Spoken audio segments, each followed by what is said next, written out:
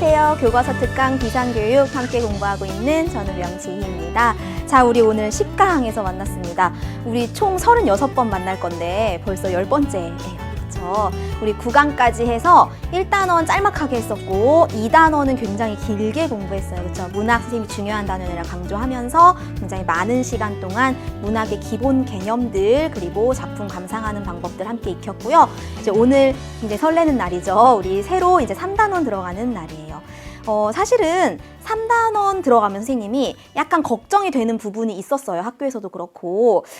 우리 친구들이 대부분은 이제 문학은 굉장히 재밌어 해. 문학 공부할 때는 뭐 조별로 활동도 하고 같이 뭘 써보고 막 이러니까 굉장히 재밌어 하는데 우리 오늘 이제 공부할 부분은 이제 문학이 아닌 파트죠. 우리 독서라고도 하고 비문학이라고도 하는데 우리 1강에서도 시각상과 촉각상 살짝 봤듯이 비슷한 갈래라고 보면 돼요. 비슷한 유형인데 그 부분을 공부할 때는 선생님 문학을 강의하거나 수업할 때마다 사실 조금씩 더 긴장을 합니다. 혹시 지루해하지 않을까라는 걱정을 하는데 오늘 우리가 공부할 내용은 오히려 더 재밌을 수도 있는 부분이었죠. 우리 오늘만큼은 오늘 강의 듣는 이 시간만큼은 스마트폰 다 집어넣자. 그치? 스마트폰 지금 책상에 딱 올려놓고 뭐 울릴 때마다 보면서 잠깐 선생님 멈춰놓고 핸드폰 보고 선생님 멈춰놓고 핸드폰 보고 이렇게 강의 듣는 친구들 있지. 우리 오늘만큼은 그러지 말았으면 좋겠다. 그치? 왠지 알 거예요. 우리 학교에서 다 공부하고 왔으니까 우리 오늘 우리 일상생활에 정말 밀접한 얘기를 주제로 한 글 같이 읽으면서 나의 삶도 좀 반성해보고 그쵸? 읽기 방법도 잘 공부해 보도록 할게요. 자, 학교 수업 우선인 거 선생님 늘 강조하면서 잘 듣고 오라고 이야기하죠. 오늘도 수업 잘 듣고 왔을 거라고 생각하고요. 우리 비상교육의 협조로 함께 공부하고 있습니다. 자, 10강 새로 3단원 들어가기에 앞서서 우리 한눈에 3단원이 어떻게 구성되어 있는지 확인해 보도록 하겠습니다. 자, 이렇게 한눈에 보기를 통해서는 내가 앞으로 무슨 공부하겠구나 라는 목표를 잡고 들어가는 거예요. 그렇죠? 우리 3단원의 대단원명은 엉킨 삶의 실타래를 푸는 지혜예요. 뭔가 우리의 삶에서 엉켜있는 문제가 있어. 그 문제를 풀기 위한 지혜를 소단원 1에서는 글을 통해서 우리가 이러한 삶의 문제를 이렇게 해결할 수 있구나 하는 거고요. 두 번째, 음악실 사용에 대한 협상. 협상은 말하기예요. 말하는 것은 필연적으로 듣기와 같이 연결되겠죠. 말하고 듣는 활동을 통해서 어떤 문제 상황을 서로 해결해 나가는 과정. 그래서 3단원은 우리가 밀접하게 겪고 있는 삶의 문제를 읽기와 말하기 듣기를 통해서 해결하는 그 방법을 배운다라고 생각하시면 되고요. 우리 오늘 공부할 1단원 스마트폰 중독 어떻게 해결할까? 이거 학교에서 공부하면서 아마 우리 교과서에 나와 있듯이 자가진단도 우리 친구들 다 해봤을 거고 내가 진짜 심각한 중독이구나 이런 생각한 친구들도 있고 아니면 나는 중독은 아니지만 위험해 라고 스스로 판단한 친구들도 있을 거예요. 그쵸? 우리 이 글을 읽으면서 어떤 걸 목표로 할 거냐면 삶의 문제를 다룬 글을 읽고 글쓴이의 생각이나 주장을 비판적으로 이해해보자 라는 게 오늘 요 제재의 핵심이에요. 이 글 자체의 내용도 물론 중요합니다. 그런데 이 글쓴이가 제시한 해결 방안, 스마트폰 중독 이렇게 해결해야 돼 라고 많은 이야기를 했어요. 그쵸? 그 생각이나 주장에 내가 공감을 할 수도 있고, 그쵸? 이건 좀 불가능한 해결 방법인데? 라고 생각할 수도 있어요. 그쵸? 이렇게 뭔가 글을 그냥 무비판적으로 수용하지 말고 우리 좀 열심히 생각하면서 이거는 사실에 맞는 건가? 실현이 가능한가? 이건 좀 공정한 판단인가? 이런 것들을 우리가 판단하며 읽는 연습을 한다고 생각하시면 돼요.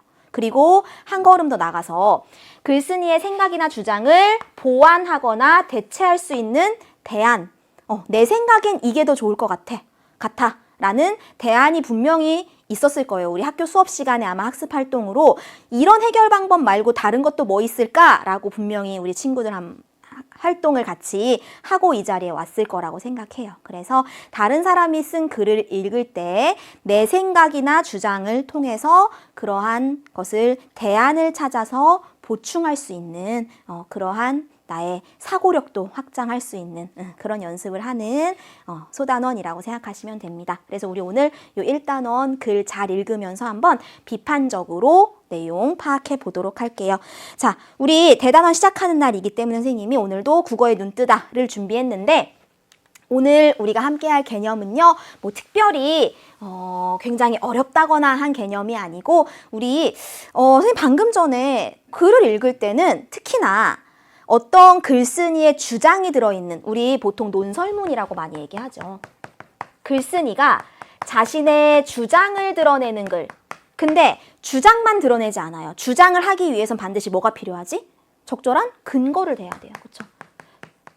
주장을 뒷받침하는 근거를 통해서 작가가 자신의 주장을 펼치는 글을 읽을 때는 특히나 주장과 근거를 비판적으로 이해하며 읽어야 돼요. 그런데 비판적으로 이해하며 읽을 때 아무 기준 없이 그냥 무조건 비난하면 안 되잖아. 그렇죠? 그래서 비판적으로 이해하며 읽을 때는 딱 정해져 있는 기준이 있어요. 이러이러한 점에 비추어 볼 때 이런 점이 부족해 라든지 이런 점은 훌륭해 라든지 우리가 판단할 수 있는 거죠. 그 세 가지 중요한 용어가 있어서 이 용어 한번 짚어보려고 해요. 일단 첫 번째, 글의 내용이 사실과 어긋나지 않는가? 이 내용 정말 사실일까? 라고 판단하기 위해서는 이 내용이 그냥 이 글을 쓴 사람이 지어낸 게 아니라 누군가가 조사를 했거나, 그쵸? 통계 자료로 나와 있거나 아니면 출처가 분명한 글에서 따왔거나 해야 이 내용이 사실과 일치하는구나 라고 우리가 판단할 수 있겠죠. 그래서 보통은 글의 내용의 출처가 명확한지를 우리가 판단하는 것, 그게 첫 번째 읽기의 기준인데 내용의 신뢰성을 판단한다 라고 합니다. 그래서 비판적으로 이해하며 읽기의 첫 번째 기준은 이 내용이 신뢰할 만한가, 믿을 만한가를 판단하는 것, 이게 첫 번째입니다. 자, 두 번째는요, 글의 내용 중 공감하기 어려운 부분이 혹시 있지 않은가? 그리고 내용 중에 논리적이지 않은 부분 있는지 맨눈으로 살펴봐야 돼. 그리고 글의 내용이 사회의 보편적 인식이나 가치에 부합하는가? 이게 글쓴이의 정말 지극히 개인적인 생각이 아니라 누구든지 공감할 수 있고 그리고 사회적으로 보편적으로 그렇게 인식되고 있는 것인지 또 판단하는 것에 있어서 굉장히 중요한 기준이고요. 이런 점을 우리가 내용의 타당성을 판단한다라고 합니다.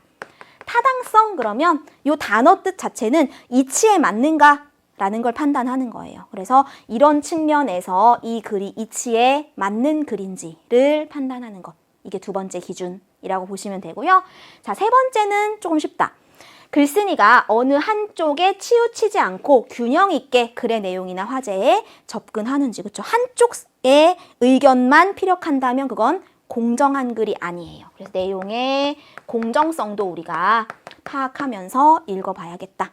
그러면 이제 실제로 우리가 글을 읽으면서 신뢰성, 타당성, 공정성을 파악해 볼 거고요. 이 용어 자체가 우리가 앞으로 고등학교 3학년까지 공부하면서 많이 만날 만한 그런 용어들이니까 잘 봐두고 익숙해지셨으면 좋겠고요. 자, 한 가지 더 볼게요. 우리 오늘 다른 사람의 글쓴이의 생각이나 주장을 보완하거나 대체할 수 있는 방안도 탐색하자라고 했었죠. 그러면 그 대안을 탐색할 때 어떤 점에 유의하며 읽어야 하냐라고 하면 글쓴이의 관점과 다른 자기의 생각이 있는지, 그쵸? 그리고 글쓴이의 생각이나 주장을 보완하여 새롭게 발전시킬 만한 여지가 있는지를 판단해 봐야겠죠. 그리고 나서 글쓴이의 생각이나 주장을 대체할 수 있는 새로운 대안을 내가 한번 제시해 보는 것. 이것도 우리가 글을 읽으면서 해야 하는, 특히나 비판적으로 글을 읽을 때 비판적으로 글을 읽는다는 것은 주장이나 근거가 들어있는, 그쵸? 글쓴이가 뭔가 개인적인 주장을, 근거를 들어서 피력할 때, 그때 우리가 그 주장을 보완하기 위해서는 이러한 절차가 필요하다라는 것 교과서에서 강조하고 있으니까요. 요 정도, 근데 이거 뭐 달달달 외우려고 하면 안 돼, 그쵸? 우리가 스스로 해보고, 아마 학교에서 했을 거예요. 활동으로 해보고 그냥 읽어가면서 이런 거 해봐야 되는구나. 우리 상식적으로 이해할 수 있는 부분이니까 너무 무리해서 외우려고 할 필요는 없고, 다만 신뢰성, 타당성, 공정성 이란 용어 자체는 좀 기억하자 라는 겁니다. 그거 강조할게요. 자, 그러면 우리 본격적으로 이제 교과서로 들어갑니다. 교과서 내용 보충하기 시간이고요. 자, 소개했듯이 우리 오늘 스마트폰 중독 어떻게 해결할까? 라는 글을 읽어볼 거예요. 자, 학교에서도 아마 재밌게 읽었을 것 같은데 찔리는 사람 많죠. 선생님은 사실 선생님이 혼자 찔렸어. 이 글 읽으면서. 선생님 좀 부끄럽지만 고백을 하자면 스마트폰이 없던 시절 우리 친구들은 아마 어릴 때부터 스마트폰이 있었겠지? 우리 친구들 지금 고1 17살이잖아. 그러면 스마트폰이 막 보급화된 게 아직 10년은 안 됐어. 선생님 기억에는 한 7년? 8년?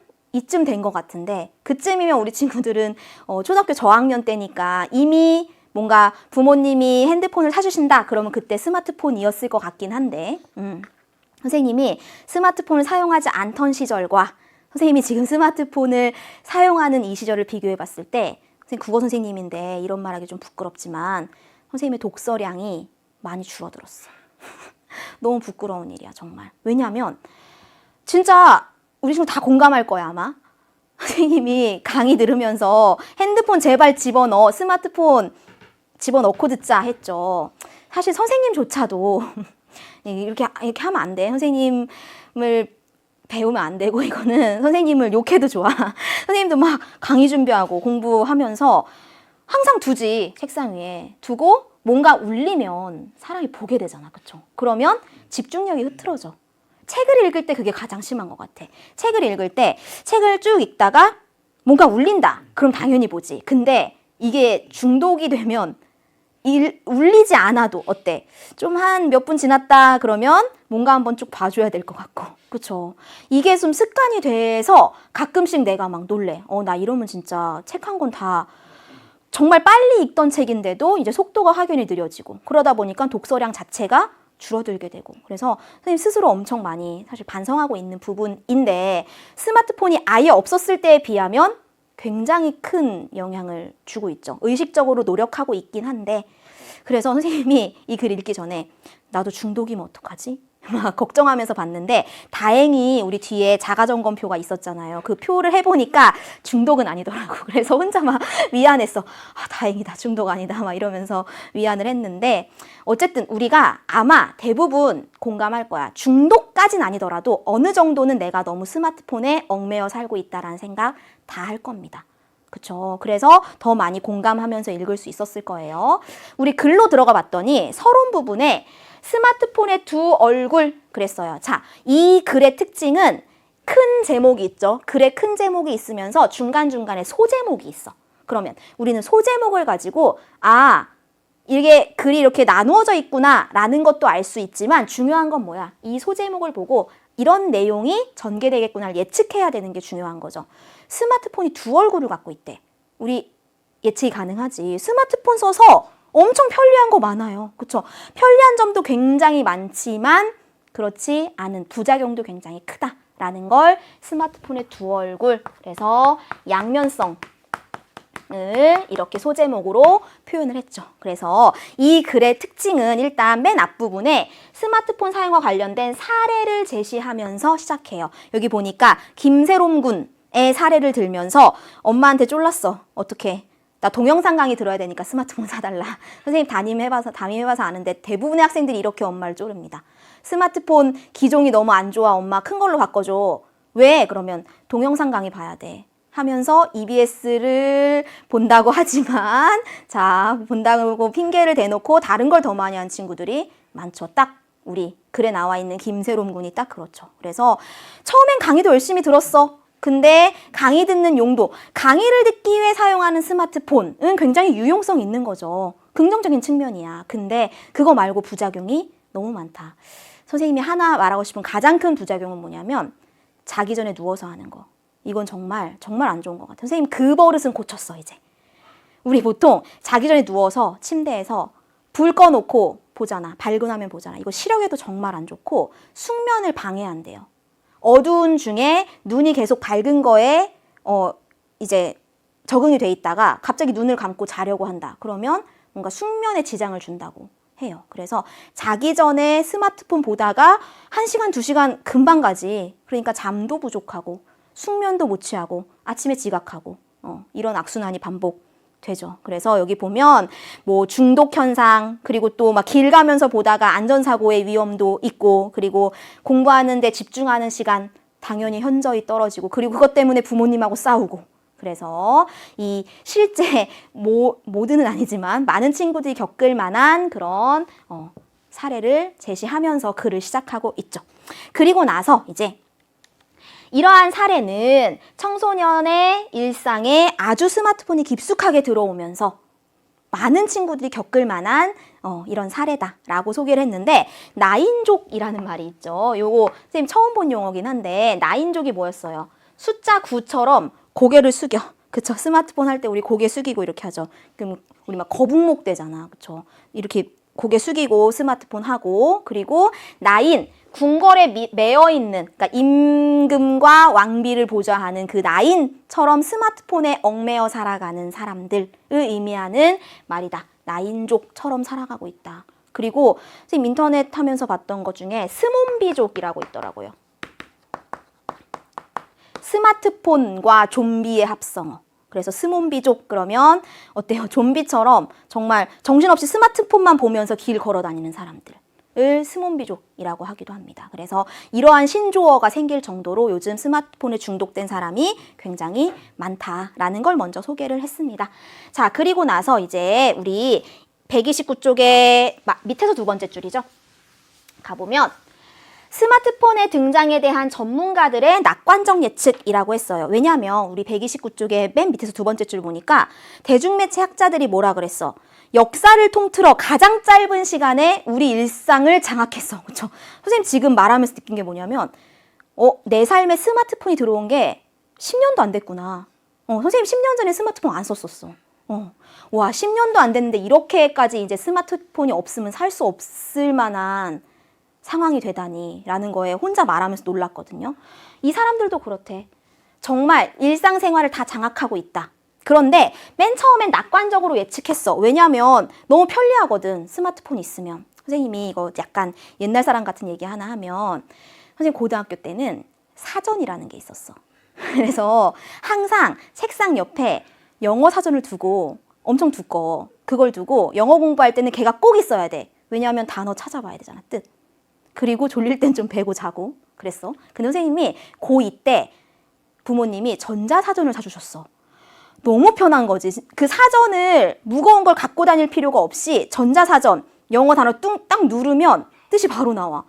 우와, 세상에 이런 좋은 기계가 있다니 하면서 엄청 감탄하면서 내 고등학교 생활 중에 이 전자사전이 가장 좋은 물건 내가 엄청 아꼈었거든. 근데 지금은 어때? 사전도 찾아볼 수 없고 특히나 전자사전도 찾아볼 수 없죠. 왜? 스마트폰이면 그냥 단어 뜻 다 찾아볼 수 있고, 단어 뜻뿐만 아니라 내가 뭘 몰라, 뭐 공감각적 심상 이런 거 몰라 그러면은 그냥 찾아보면 띵 나오잖아. 너무 편해졌죠. 그러니까 이 스마트폰이라는 것 자체가 굉장히 우리 삶을 윤택하게 해줘. 삶의 질을 높여주고 우리에게 굉장히 유용한 도구가 될 수 있어요. 그렇죠? 그래서 글쓴이가 제시한 스마트폰의 장점은 무엇인가 했습니다. 어떤 제약도 없이 원하는 정보를 바로바로 얻을 수 있어.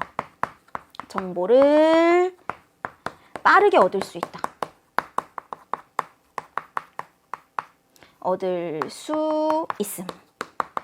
이게 누구나 공감할 만한 장점이죠. 근데 모든 것에는 좋은 점만 있지 않으니까. 그렇죠? 우리가 정말 냉정하게 나는 스마트폰의 장점만 취하고 부작용은 나에게 절대 일어나선 안 돼 하면서 정말 잘 자제를 한다. 그런 사람 거의 없잖아. 그렇죠? 그래서 이렇게 낙관적으로 예측을 하기도 했지만, 그러나 우리 다음 문단 보니까 그러나, 그렇죠? 그러나 그 편리함의 이면에는 당연히 예기치 못한 문제가 숨어 있다. 그렇죠? 그래서 이 편리함과 예기치 못한 문제 두 가지를 양면성으로 봐서 두 얼굴이라고 소제목을 정한 거였고요. 결국은 이제 이 글에서 주로 말하고 싶은 건 좋은 점을 말하려는 게 아니지, 주로 문제점, 그리고 이 글에서 다루고자 하는 내용, 문제점과 해결 방안에 대해서 얘기해 보겠다.